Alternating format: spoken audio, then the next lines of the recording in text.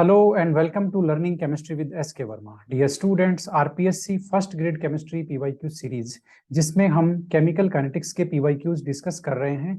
Part 1 हम ले चुके हैं जिसमें केवल जो फर्स्ट ग्रेड एग्जाम के जो आपके 4 पेपर हैं 11 से लेके 18 तक उनके जो प्रीवियस ईयर क्वेश्चंस हैं वो हम लोग डिटेल में विद सॉल्यूशन डिस्कस कर चुके हैं। उम्मीद करता हूं कि जो पार्ट 1 है वो आपने देख लिया होगा और हर क्वेश्चन में जो कॉन्सेप्ट इन्वॉल्व हो रहा है वो आपने पहचान लिया होगा। पार्ट 2 को हम लोग अभी डिस्कस करने वाले हैं जिसमें हम लोग आरपीएससी के फर्स्ट ग्रेड के अलावा जो एग्जाम होते हैं एसीएफ का, केमिस्ट का, असिस्टेंट प्रोफेसर का, टेक्निकल एजुकेशन में लेक्चरर का और भी काफी सारे एग्जाम है, जूनियर केमिस्ट का। इन सारी एग्जाम में केमिकल काइनेटिक्स के जो क्वेश्चन आए हुए हैं प्रीवियस ईयर क्वेश्चंस, उनकी हम लोग इस पार्ट में बात करने वाले हैं। तो ये वो सारे एग्जाम्स हैं। अब एक चीज यहाँ पर मैं आपको बताना चाहता हूँ कि आपके फर्स्ट ग्रेड के सिलेबस में पीजी लेवल में जो टॉपिक्स हैं वो एक तो आपका एंजाइम कैटालाइज्ड रिएक्शन है, एक आपका एसिड बेस कैटालिसिस है। इन दोनों के बहुत सारे क्वेश्चन मैं पार्ट जो इस केमिकल काइनेटिक्स के जो पीवाईक्यू पार्ट 1 में भी डिस्कस कर चुका हूं और पार्ट 2 में भी। और मैं श्योर हूं कि ये जो एंजाइम कैटालाइसिस और आपका एसिड बेस कैटालिसिस के जितने क्वेश्चन हम डिस्कस कर रहे हैं, यदि वो क्वेश्चन आपने समझ लिए, ठीक है, तो मेरे ख्याल से मुझे नहीं लगता कि कोई भी क्वेश्चन आएगा वो इसके बाहर जाएगा। और केमिकल काइनेटिक्स की इतनी सारी वैरायटी को हम लोग डिस्कस करने वाले हैं और आपको पता भी लग जाएगा, बहुत सारे क्वेश्चन रिपीट भी हो रहे हैं। तो पहला previous year question technical assistant chemistry 2016 से आपके सामने है। ये क्वेश्चन फर्स्ट ग्रेड शायद 2015 में रिपीटेड हो चुका है, ये आ चुका है 2015 में। बहुत सिंपल सा क्वेश्चन है। टी हाफ एक रिएक्शन का डबल हो जाता है जब उसकी इनिशियल कॉन्सेंट्रेशन डबल कर देते हैं, ठीक है ना। प्रारंभिक सांद्रता डबल करने से उसका जो टी हाफ है वो भी क्या हो जाता है, डबल हो जाता है। तो ये कौन सी रिएक्शन है बोल करके, ऑर्डर क्या है, तो फ्रेंड्स ये जीरो ऑर्डर रिएक्शन है, क्योंकि जीरो ऑर्डर रिएक्शन के लिए टी हाफ डायरेक्टली प्रोपोर्शनल होता है इनिशियल कॉन्सेंट्रेशन के। इसलिए इनिशियल कॉन्सेंट्रेशन यानी कि प्रारंभिक सांद्रता डबल, तो आपका टी हाफ डबल डिस्कस कर चुके हैं फर्स्ट में भी, फर्स्ट पार्ट में भी, ठीक है। ओके, अगला क्वेश्चन है, इन्होंने कहा है आर्हेनियस जो इक्वेशन है वो टेम्परेचर का इफेक्ट दिखाती है किस पे, रेट कांस्टेंट पे, ठीक है, ये हमारे लिए नॉलेज है। तो वो इक्वेशन कौन सी है हमें पहचानना है बोल करके। आरएनएस इक्वेशन देखिए कोई भी पहचान सकता है। आरएनएस इक्वेशन ये 4 है ना, ये 4 वाली आरएनएस इक्वेशन है, कोई दिक्कत नहीं है। नेक्स्ट क्वेश्चन, यस, इन्होंने कहा है कि एक जो फर्स्ट ऑर्डर रिएक्शन है उसका 75% होने में कितने मिनट लग रहे हैं, 32 मिनट लग रहे हैं, ठीक है। तो इसका टी हाफ कितना है बोल करके, हाफ लाइफ टाइम कितना है इसका, ठीक है। तो आप जानते हैं फ्रेंड्स, ये कॉन्सेप्ट हमने पिछले वीडियो में डिस्कस कर चुका है कि जो 75% कंप्लीट होने के लिए जो टाइम लगता है वो टी हाफ का डबल लगता है। 87.5% के लिए जो टाइम लगता है वो टी हाफ का 3 टाइम्स लगता है। और 93.75% कंप्लीट होने के लिए किसी भी रिएक्शन को टी हाफ का 4 टाइम लगता है। और 99.9% कंप्लीट होने के लिए 10 टी हाफ लगता है। ये आप या तो कैलकुलेशन करके इसको समझ सकते हैं, एनसीईआरटी में दिया हुआ है, ठीक है। ये लास्ट वाला तो एनसीईआरटी का एग्जाम्पल ही है, ये लास्ट वाला 99.9 वाला, ठीक है। या आप इसको समझ सकते हैं, रट सकते हैं, या कैलकुलेशन से समझ सकते हैं, कैसे भी कर सकते हैं। अब हम इसका आंसर देखते हैं।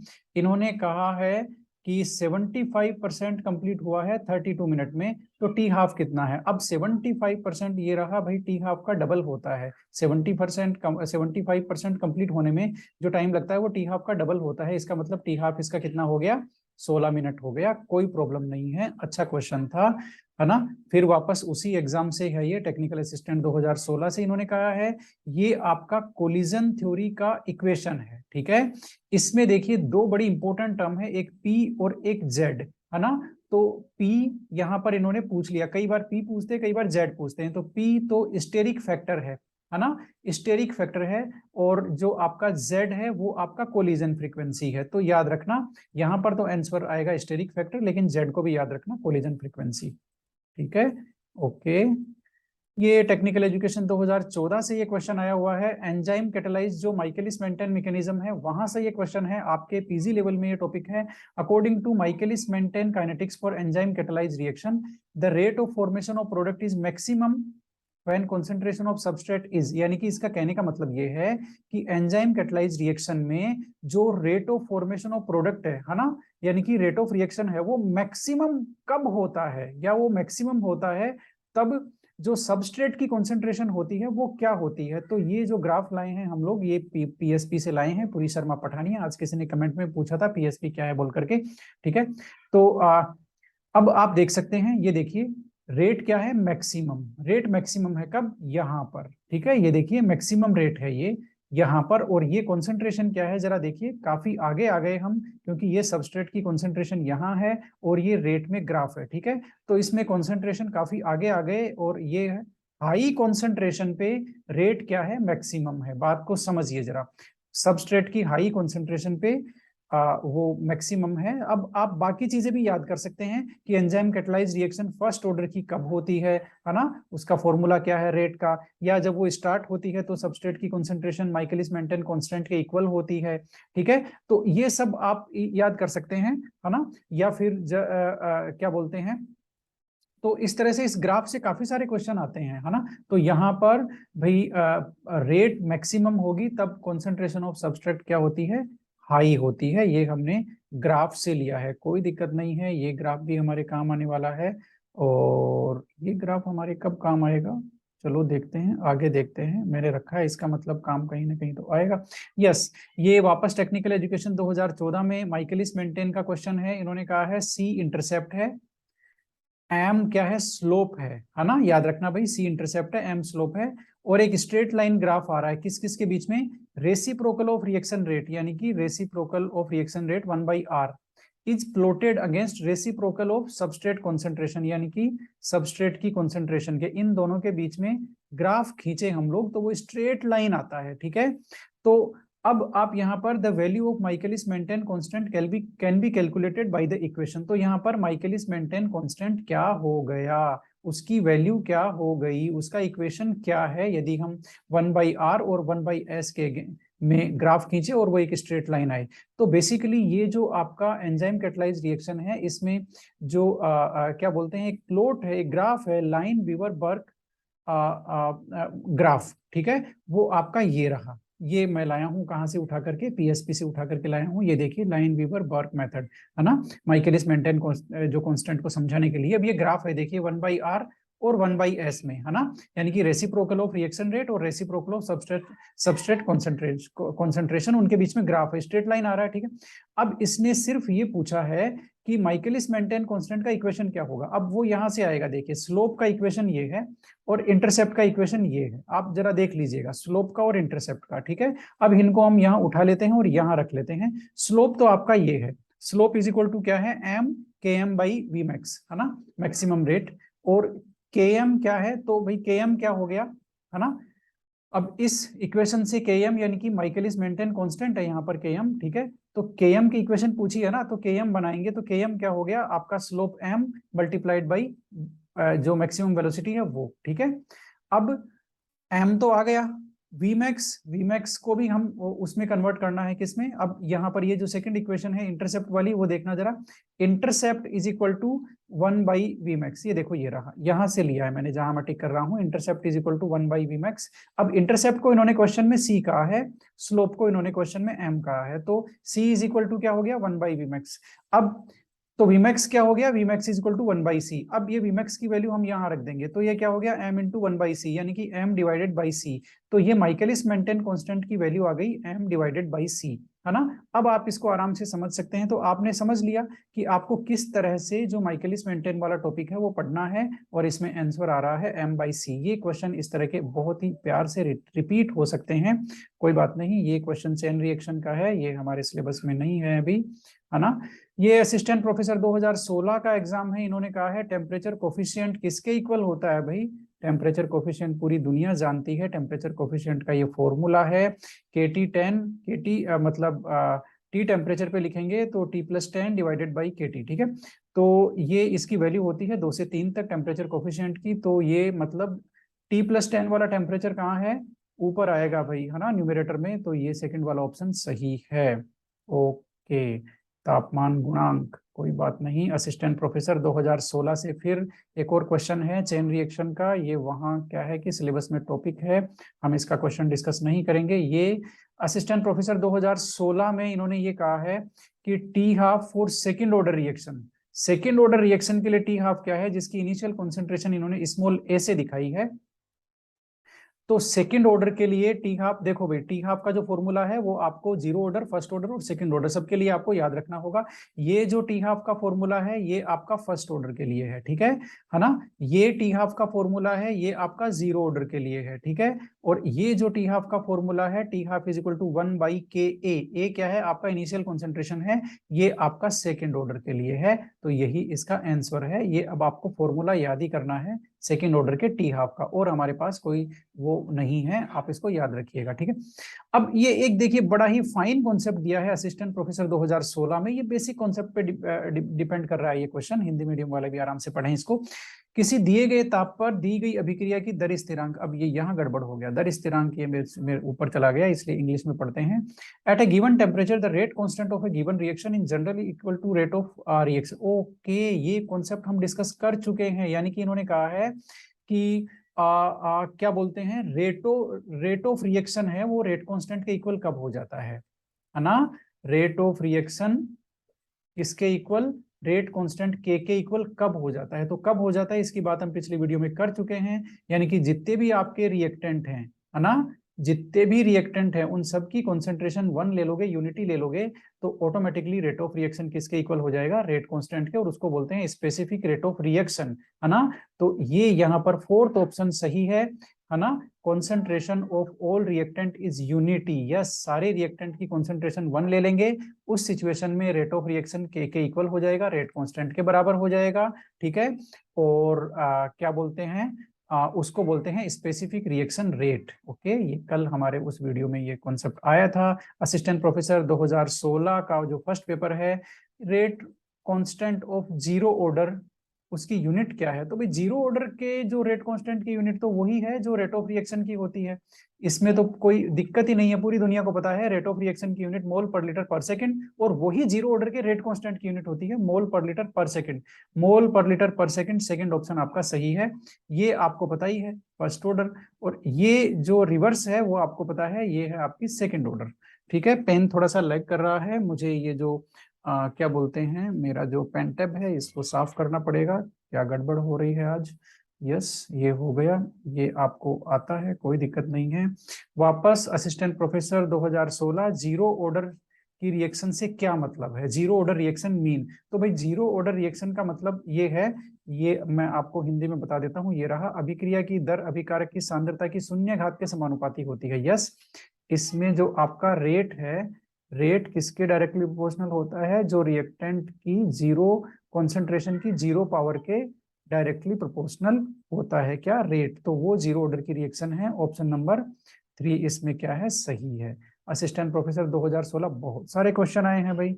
What is incorrect form of view point of collision theory, collision theory में के रेस्पेक्ट में गलत क्या है।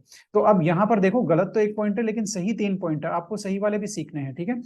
तो हिंदी में देख लेते हैं फटाफट इसको, इंग्लिश वाले इंग्लिश पढ़ते रहो। ये अणुगति सिद्धांत पे बेस्ड है, yes, kinetic theory of gases पे बेस्ड है। अभिकारक अणु कठोर गोले, यस, हार्ड स्फीयर की तरह बिहेव करते हैं, ठीक है, और रिएक्शन होती है उनके बीच में कोलिजन होने से, ये बात भी सही है। All collision of reacting molecule result into product, नहीं भाई ये गलत है, ऑल कोलिजन प्रोडक्ट में रिजल्ट कन्वर्ट नहीं होती, ओनली इफेक्टिव कोलिजन, है ना, वो ही प्रोडक्ट में कन्वर्ट होती है, सारी कोलिजन से प्रोडक्ट नहीं बनता है। Increase in temperature increases rate of reaction, yes, ये बात भी सही है।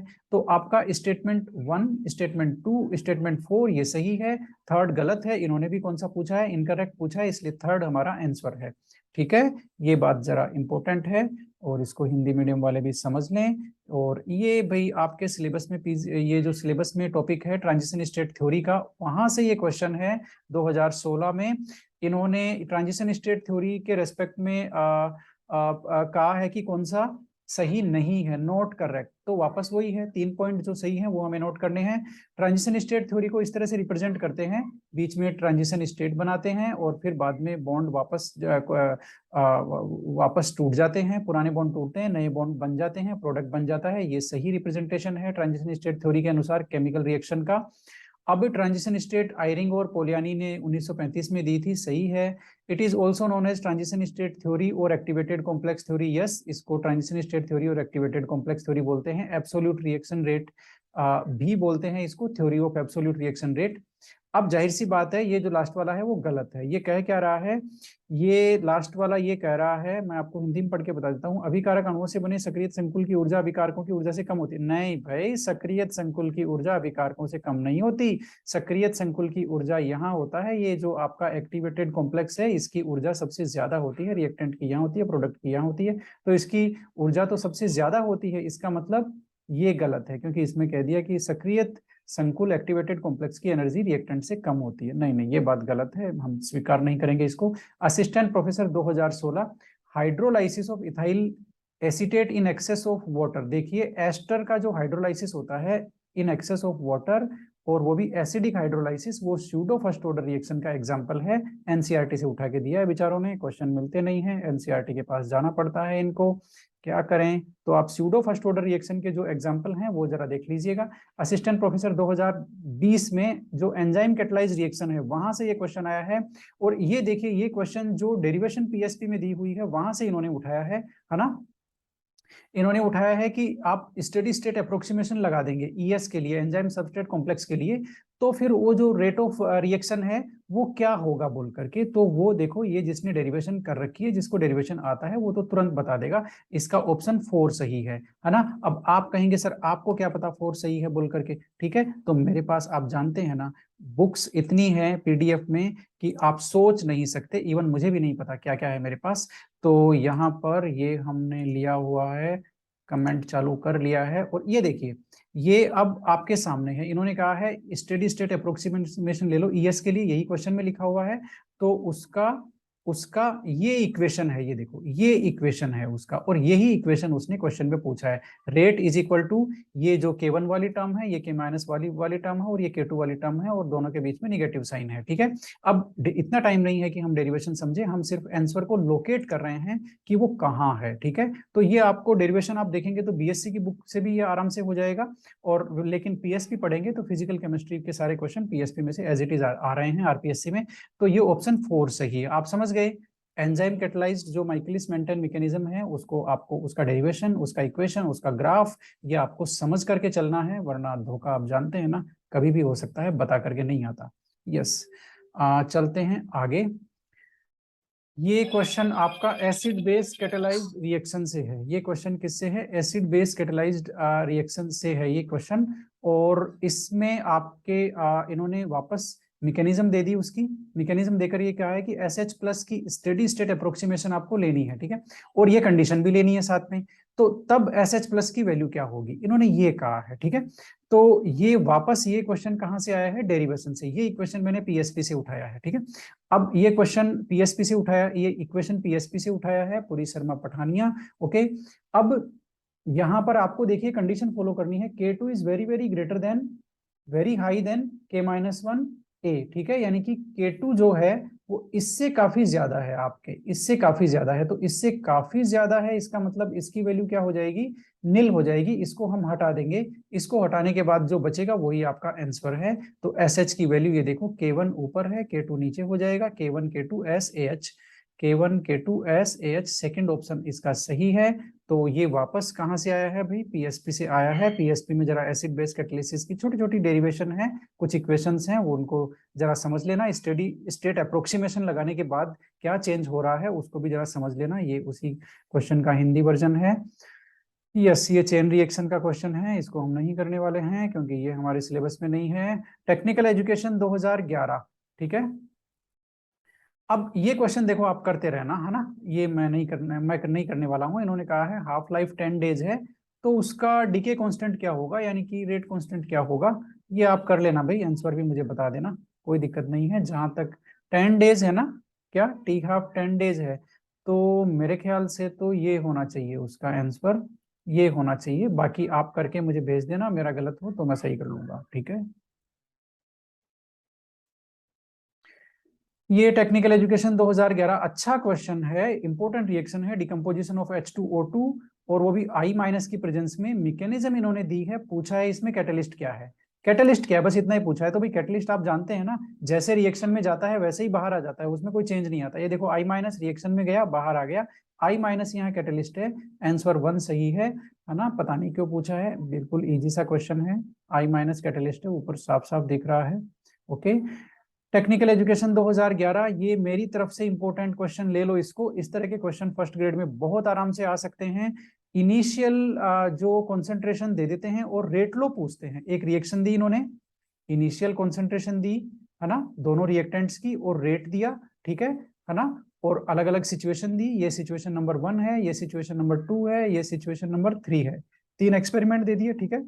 इनिशियल कॉन्सेंट्रेशन चेंज करके पूछते हैं ये ऑर्डर या रेट लो। अब देखते हैं इसमें क्या पूछा है इन्होंने। रेट लो पूछ लिया। अब आपको पता है रेट लो ऑर्डर एक ही बात है, क्यों? क्योंकि भी जिसको रेट लो पता है वो ऑर्डर निकाल सकता है, जिसको ऑर्डर पता है वो रेट लो लिख सकता है, ठीक है। ओके, अब इसको आपको करना कैसे है वो जरा देख लो। इनिशियल कॉन्सेंट्रेशन का आपको कंपैरिजन करना है। तो सिचुएशन 1 यानी कि एक्सपेरिमेंट 1 से एक्सपेरिमेंट 2 में देखेंगे तो आप देखो क्या करेंगे। इसने जो O2 है और NO की कॉन्सेंट्रेशन का डेटा दिया है, O2 की कॉन्सेंट्रेशन को इन्होंने मेंटेन रखा है, ये देखो चेंज नहीं किया है ना। यानी कि 1 से 2 में जाते हैं तो O2 की कॉन्सेंट्रेशन सेम रख करके इन्होंने NO की कॉन्सेंट्रेशन को डबल कर दिया। NO की कॉन्सेंट्रेशन को डबल कर दिया तो रेट भी डबल हो गया। अब यानी कि किसी रिएक्टेंट की कॉन्सेंट्रेशन डबल करते हैं तो रेट भी डबल हो रहा है। इसका मतलब ये हो गया कि रेट उस रिएक्टेंट की फर्स्ट पावर के डायरेक्टली प्रोपोर्शनल है। यानी कि उस रिएक्टेंट के रेस्पेक्ट में जो ऑर्डर है वो क्या है, फर्स्ट ऑर्डर की रिएक्शन है। यानी कि उस रिएक्टेंट का ऑर्डर 1 है रेट लो में, ठीक है।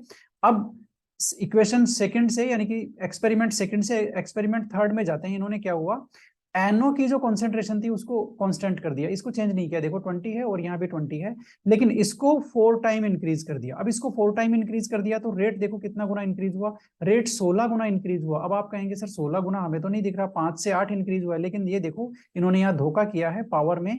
एक्चुअल में ये जो वैल्यू है वो आपकी 80 इंटू 10⁻⁴ है, क्योंकि यहाँ -3 कर दिया ना, तो आप -4 रखेंगे तो 80 आएगा। तो 5 से आप गए 80 तक, तो हुआ ना 16 गुना। तो 16 गुना कब इंक्रीज होगी भाई?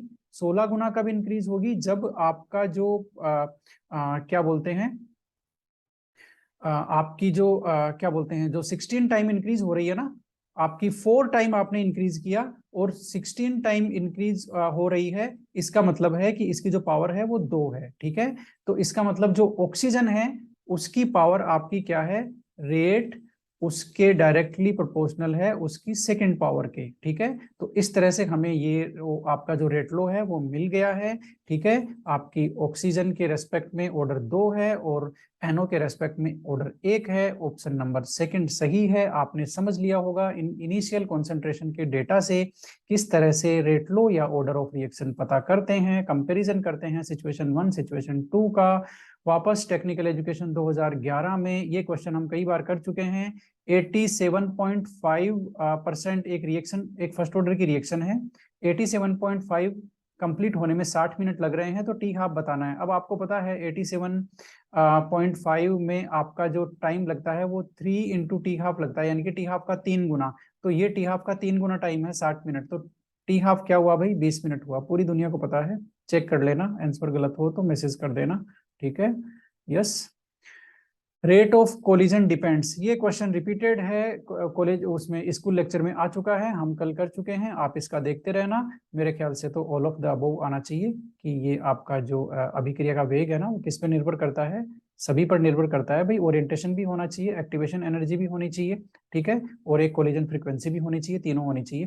Which statement is incorrect about a 2 step reaction? अच्छा, एक 2 स्टेप वाली रिएक्शन है, कौन सा गलत है देखते हैं। There are 2 intermediate, there are two transition state, 2 intermediate, 2 transition state. The reaction may be exothermic or endothermic, either step may be rate determining. तो भाई इंटरमीडिएट 2 नहीं बनते हैं, ये बात थोड़ी सी गलत हो गई। इंटरमीडिएट तो एक ही बनता है, तो ये गलत हो गया, ठीक है। जैसे मतलब इंटरमीडिएट एक ही बनता है, इंटरमीडिएट 2 नहीं बनते 2 स्टेप रिएक्शन में, ठीक है। तो अभी मेरा भी 20 second. Which of the following statement is correct for enzyme kinetics of S represent the substrate. अच्छा, वापस ये एंजाइम काइनेटिक्स का क्वेश्चन है। ये देखो, माइकलिस मेंटेन और एंजाइम कैटालाइज्ड के जितने क्वेश्चन मैंने आपको कराए दिए इन दोनों वीडियोस में, मुझे नहीं लगता कि इनके बाहर कोई क्वेश्चन आना चाहिए। अब यहाँ पर सही स्टेटमेंट क्या है जरा देख लो, ये रहा, at very high substrate concentration the rate of enzyme reaction is zero order with respect to S. यानी कि ये क्वेश्चन वापस उसी ग्राफ में से आया है कि हाई, जब आपकी जो सबस्ट्रेट की कॉन्सेंट्रेशन होगी तो आपका क्या होगा, रेट क्या होगा, जीरो ऑर्डर का होगा। और ये यहीं कहीं होना चाहिए, या शुरू शुरू में है, कहाँ है भाई, मुझे आपको वो ग्राफ दिखाना है क्योंकि मुझे दिखाना ही है। यस, ये रहा। तो आप देख सकते हैं जीरो ऑर्डर की कब हो गई, जब आपकी जो सबस्ट्रेट की कॉन्सेंट्रेशन है वो काफी ज्यादा है। ठीक है, फर्स्ट ऑर्डर की, है ना, फर्स्ट ऑर्डर की कब हो रही है, जीरो ऑर्डर की कब हो रही है, ये सारे आप ध्यान रखेंगे। ओके, है ना, इस ग्राफ को अच्छी तरह से समझ करके जाएंगे। ओके, माइकलिस मेंटेन, चलते हैं वहीं, कहाँ गया माइकलिस मेंटेन। यस, ये वो क्वेश्चन है जिसमें हम थे, चलते हैं आगे।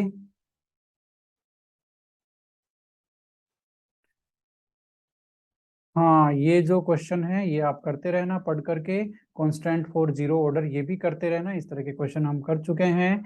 ये इन्होंने एक रेट लो दे दिया और ऑर्डर पूछा है, आपको पता है इन दोनों का सम कर देंगे, इन दोनों का सम कर देंगे तो 1.5, और -1 को सम करेंगे तो कितना आ गया भाई, 3/2 प्लस -1, तो ये आ गया आपका आधा। बी ये सही है ना। ये ऑर्डर निकलवाया था बेचारों ने।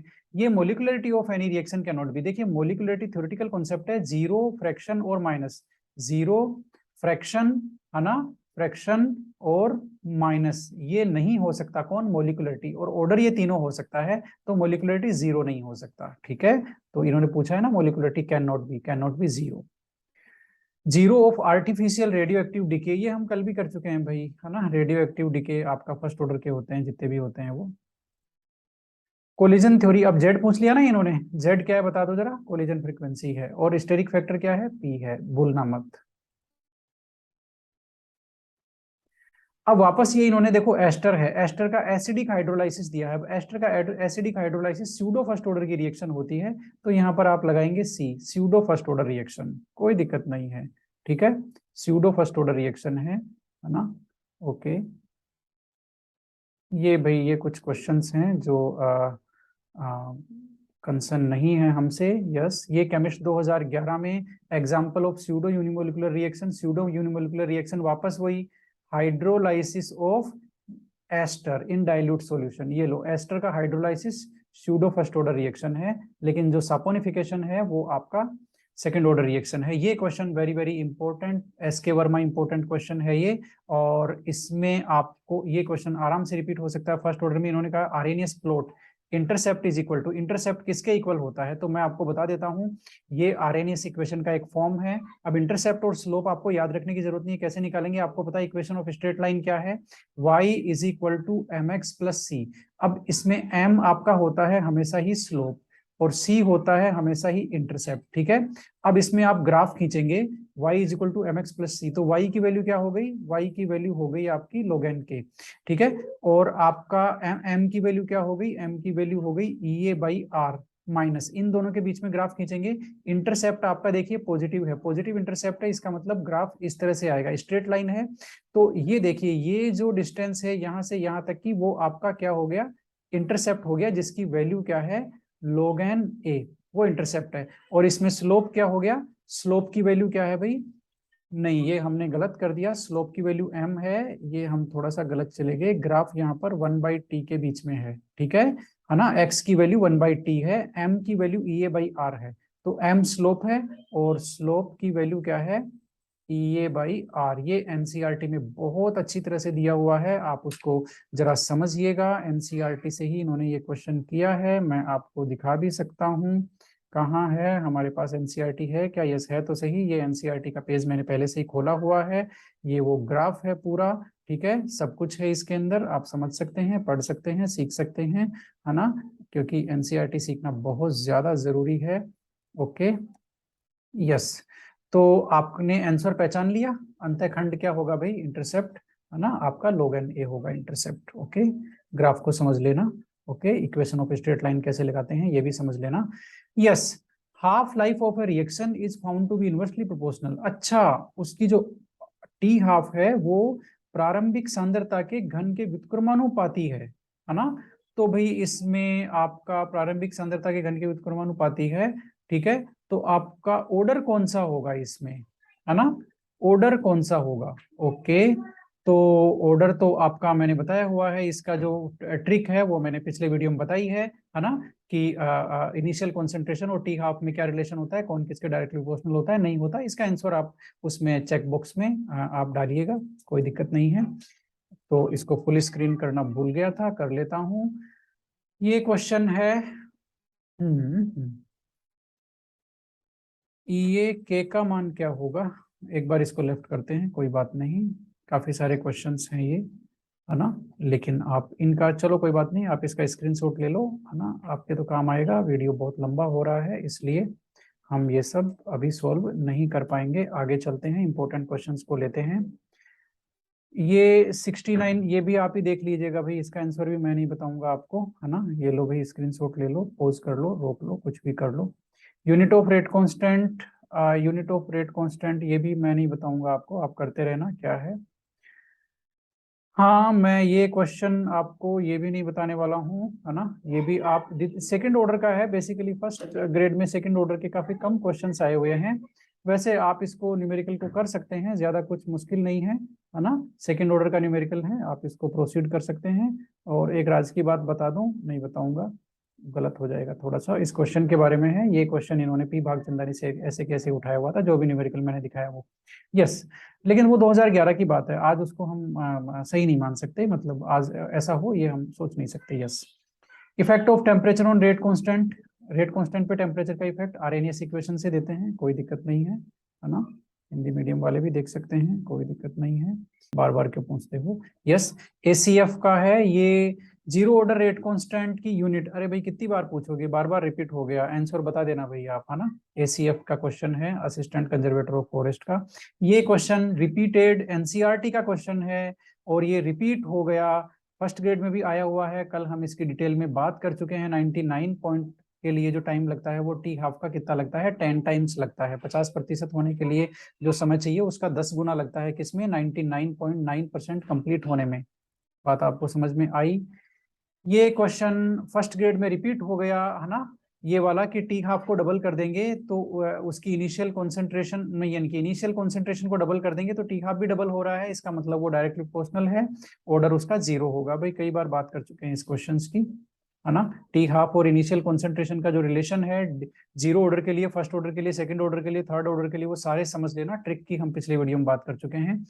एसीएफ 2018 में वापस ये क्वेश्चन आया हुआ है, इन्होंने कहा एक रिएक्शन है ना, और उसमें आपको क्या निकालना है, ओवरऑल ऑर्डर निकालना है रिएक्शन का, N1 और N2 की जो सम है वो निकालना है। तो कैसे निकालेंगे, इधर देखना जरा।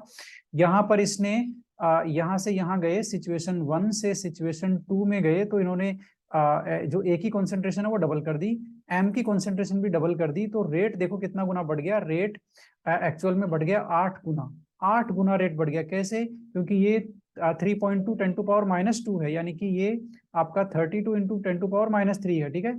तो 4 से सीधा चला गया 32, यानी कि 8 गुना रेट बढ़ गया। अब 8 गुना रेट कब बढ़ेगा, जब आपका और आप क्या कर रहे हो, जो दोनों रिएक्टेंट है ए और बी, उनकी कॉन्सेंट्रेशन को डबल कर रहे हो। ये देखो डबल किया, यहाँ भी डबल किया, ठीक है। तो ये 8 गुना एक ही कंडीशन में बढ़ सकता है, जब आपका जो रेट लो है वो ये हो, जो मैं लिख रहा हूँ ये हो, तभी तो आप यहाँ डबल करोगे, ए की कॉन्सेंट्रेशन को डबल करोगे और बी की कॉन्सेंट्रेशन को डबल करोगे और उसकी पावर 2 लोगे, ठीक है। तो यहाँ पर 2 इंटू 2 टू पावर कितना हो गया, 2 इंटू, हाँ 2 टू पावर 4 हो गया ना, तो ये आ गया 8 गुना, ठीक है। तो इस तरह से 8 गुना रेट बढ़ जाएगा। तो इसका मतलब ये हुआ ए और बी में से, दोनों में से एक की जो ऑर्डर है वो 2 है और एक का ऑर्डर क्या है, 1 है। तो यहाँ पर ओवरऑल ऑर्डर क्या हो गया, 3 हो गया। बात आपको समझ में आई। यदि आपको रेट लो वाले वो क्वेश्चन आपको पता है ना, कि किसके कितना गुना कर देते हैं तो रेट कितना ज्यादा हो जाता है, वो सब यदि आपको आते हैं, जो पिछली वीडियो में हमने डिस्कस किए हैं, तो आप ये क्वेश्चन आराम से कर सकते हैं। ये भी भाई देख लेना, फर्स्ट ऑर्डर रिएक्शन का इन्होंने क्या दिया है, हाफ लाइफ टाइम दिया है 1000 सेकेंड, ठीक है। तो इसका वेलोसिटी कांस्टेंट यानी कि के निकालना है, एसीएफ 2011 में दिया है, आप आराम से निकाल लेना, कोई प्रॉब्लम नहीं है, ऐसे क्वेश्चन हम काफी कर चुके हैं। ठीक है, फॉर्मूला सबको पता है कि के का फॉर्मूला क्या होता है 0.936 और टी हाफ। अब टी हाफ इन्होंने रखा है 1000 नीचे रख दो, 1000 नीचे रख दो तो आप वो क्या आ गया 693 आ गया भाई। 693 कहाँ गया 693, 693 1000 1000 1000 1000 तो केवल 693। नहीं नहीं नहीं नहीं नहीं नहीं नहीं, सेकंड आंसर आएगा ये वाला आएगा भाई। यहाँ पावर 4 है, हमें दिखाई नहीं दी, कोई बात नहीं, पावर 4 वाला आंसर आएगा, no problem no issue. A C F में अब ये देखो, ये 10-11 साल पहले का क्वेश्चन है, ये इस तरह के क्वेश्चन बिल्कुल गलत होते हैं, नहीं आने चाहिए। देख लेना क्यों नहीं आने चाहिए, क्योंकि इन्होंने अभिक्रिया का इक्वेशन लिख करके अभिक्रिया की कोटि पूछी है। एक्चुअल में ऑर्डर ऑफ रिएक्शन एक एक्सपेरिमेंटल थिंग है, कोई भी माइका लाल अभिक्रिया की इक्वेशन देख करके ऑर्डर नहीं बता सकता, उसके लिए आपको डेटा चाहिए ही चाहिए।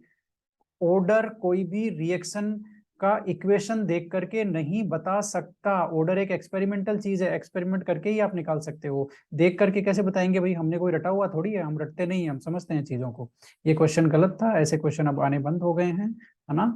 ओके, ये एसीएफ 2011 में वापस क्वेश्चन है, वापस वही है भाई, है ना। 10 इसका टी हाफ 10 सेकंड है, तो वेलोसिटी कांस्टेंट बताओ, बता देंगे भाई, फटाफट बता देना और इसमें आंसर है वो भेज देना। वेलोसिटी कांस्टेंट सपोनिफिकेशन, अब ये देखो velocity constant for saponification of ester, ester का जो सपोनिफिकेशन है वो सेकंड ऑर्डर की रिएक्शन है, जरा बच के रहना इससे। और वेलोसिटी कांस्टेंट का मतलब रेट कांस्टेंट, तो रेट सेकंड ऑर्डर के लिए रेट कांस्टेंट, उसका फॉर्मूला यानी कि सेकंड ऑर्डर के लिए इंटीग्रेटेड रेट इक्वेशन पूछी है, ऑप्शन नंबर 4 सही आएगा, है ना। ये आपकी फर्स्ट ऑर्डर की इंटीग्रेटेड रेट इक्वेशन है, ठीक है। सेकंड ऑर्डर के लिए नंबर 4 ऑप्शन सही है। तो second order, first order, third order, ये सारे आपको रेट कांस्टेंट की जो इक्वेशन है यानी कि इंटीग्रेटेड रेट इक्वेशन वो पता होनी चाहिए। Collision theory of kinetics, Z, फिर जेड पूछ लिया भाई, बता देना क्या है, फ्रीक्वेंसी फैक्टर है और क्या है, ठीक है। यस, यहां पर आपको क्या है, एक ही सांद्रता इन्होंने दुगनी कर दी तो वेग 4 गुना बढ़ गया, तो कोटि क्या है, तो भाई दुगनी करी तो बढ़ गया 4, है ना। तो एन की वैल्यू कितनी आ गई भाई, एन की वैल्यू 2 रखेंगे तभी तो 4 आएगा, तो यहाँ पर सेकंड है, कोई दिक्कत नहीं है। आप रोक करके जो मैंने सॉल्यूशन बताया है उसको समझ सकते हैं, है ना। आर्यनियस समीकरण है, अरे भाई पूरी दुनिया जानती है आर्यनियस समीकरण, ये है, ये एग्जाम मैं बता देता हूँ आपको, अभी पिछले महीने ही हुआ है, टेक्निकल असिस्टेंट केमिस्ट्री का ग्राउंड वाटर डिपार्टमेंट के लिए 2022 जुलाई में यह एग्जाम हुआ है, ठीक है। अच्छा, यस, इन्होंने कहा है के की ये वैल्यू है तो ऑर्डर बताओ बोल करके, तो ऑर्डर तो भाई यूनिट से निकलता है ना। तो ये यूनिट जो है मोल पर लीटर पर सेकंड, तो हो गया जीरो ऑर्डर, सेकंड इनवर्स हो गया फर्स्ट ऑर्डर, और ये लीटर मोल, अच्छा सेकंड ऑर्डर की है भाई, चेक कर लेना, सेकंड ऑर्डर है ना। रेट कांस्टेंट की यूनिट को देख करके ही हम ऑर्डर निकाल सकते हैं, बड़े इंटेलिजेंट हैं हम लोग। फर्स्ट ऑर्डर की एक रिएक्शन है, ये फर्स्ट ग्रेड में आ गया भाई, कल ही हमने इसको सॉल्यूशन किया है, आंसर इसका 1.2 आएगा, ये रहा। और आपको टी हाफ निकालना है, फॉर्मूला आपका वही है, T half is equal to 0.693 divided by K. आप के की वैल्यू रख देना और सोल्व कर देना, 1.26 आएगा, कोई दिक्कत नहीं है। के की वैल्यू ये दी हुई है इन्होंने 5.455, है ना। तो ये एकदम सही आएगा, फर्स्ट ग्रेड में हम कर चुके हैं। ये भी भाई कई बार कर चुके हैं कि कोलिजन थ्योरी में इफेक्टिव कोलिजन होने के लिए क्या चाहिए, इफेक्टिव कोलिजन होने के लिए कोलिजन फ्रीक्वेंसी, प्रॉपर ओरिएंटेशन और एक्टिवेशन एनर्जी, ये तीनों होना चाहिए, ठीक है। तो ऑप्शन नंबर 4 सही है, ओके। एक इफेक्टिव कोलिजन होने के लिए कोलिजन थ्योरी के हिसाब से। अब यहाँ पर ये बड़ा इंटेलिजेंट क्वेश्चन है, ये आप फर्स्ट ग्रेड के लिए संभाल करके रख लेना इसको। यहाँ पर एक इन्होंने रेट कांस्टेंट दिया है जीरो ऑर्डर के लिए, वो वैल्यू ये दी है कितना 0.2, है ना। और यूनिट आप यहाँ इन्होंने पर आर में दी है, पर मिनट पर सेकंड नहीं दिया, पर आर दिया। What will be the initial concentration of reaction after an half an hour, यानी कि 30 मिनट के बाद में कितना वो हो गया है, यानी कि आधा घंटा ले सकते हैं 0.5 आर, ठीक है। उसके बाद में कंसंट्रेशन इतनी बचती है, देखो इसने पूछा क्या है, बताया क्या है, मैं आपको वैसे ही बता देता हूँ। जीरो ऑर्डर रिएक्शन के लिए रेट कांस्टेंट दे दिया, ठीक है। उसके बाद इन्होंने पूछा है कि इसकी प्रारंभिक सांद्रता क्या थी, यदि आधे घंटे बाद इसका इतना अमाउंट बचा है तो कितना 0.5, है ना। तो जीरो ऑर्डर के लिए जो आपका क्या बोलते हैं इंटीग्रेटेड रेट इक्वेशन है, वो एक ये भी है। इसमें ये वाला इनिशियल कॉन्सेंट्रेशन है A0 और आपका A वो बची हुई कॉन्सेंट्रेशन है, फाइनल कॉन्सेंट्रेशन T टाइम पे कॉन्सेंट्रेशन, और यहाँ पर ये टाइम है। अब आप रख दीजिए K की वैल्यू देखो 0.2 है ना, दिया हुआ है। इनिशियल कॉन्सेंट्रेशन ये हमको निकालनी है और बची हुई कॉन्सेंट्रेशन 0.05 इन्होंने दी है कि इतनी बची है। T यहाँ पर 0.5 R यानी कि आधा घंटा है। अब आप A0 की वैल्यू कितनी रखो कि यहाँ पर 2 आ जाए, देखो कितनी रखोगे भैया आप, जाहिर सी बात है 0.15 रखोगे, 15 रखोगे ना, तो आप 15 में से आप ये गया और ये आप डिवाइड करोगे तो 0.2 आएगा यहाँ पर, ठीक है, कोई बात नहीं। तो ये 0.15 इसका आंसर आएगा, किसका, इनिशियल कॉन्सेंट्रेशन, किसकी, जीरो ऑर्डर रिएक्शन में, ठीक है। उम्मीद करता हूं कि मैं थोड़ा फास्ट चल रहा हूं लेकिन आप इसको समझ पाएंगे। अब ये देखिए पिछले साल ही अभी पिछले महीने ये एग्जाम हुई, उसमें एक क्वेश्चन आया है। अब आप इसकी जरा वैल्यू ले लीजिए, 500, 700 और 0.2 और 0.7, है ना। आप बड़े हैरान हो जाएंगे कि ये कहाँ से इन्होंने दिया है। ये लोग इनको पता नहीं है, ये सोचते हैं किसी को पता नहीं चलेगा, लेकिन इनको पता नहीं है, हमें सब पता रहता है कि ये क्वेश्चन कहाँ से आ रहे हैं। और अभी देखते हैं, ये आरएनएस इक्वेशन का क्वेश्चन हो गया। ये लो भाई, ये एनसीईआरटी आपके सामने है फ्रेंड्स, क्या है आपके सामने, एनसीईआरटी आपके सामने है। और एनसीईआरटी का ये जो 4.9 एग्जाम्पल है वो एज इट इज आया हुआ है किसमें, आपके जो अभी पिछले टेक्निकल असिस्टेंट की एग्जाम हुई थी उसमें, है ना। ऑब्जेक्टिव क्वेश्चन इन्होंने दे दिया, इनका तो क्या बिगड़ा, इतना लंबा न्यूमेरिकल दे दिया। ये देखो 18,230 जूल, है ना। तो अब आप एनसीईआरटी में एग्जाम्पल 4.9 है उसको समझ लेना, है ना। और क्या बोलते हैं, आंसर तो मैंने इसका बता ही दिया, 18,230, है ना, ये रहा।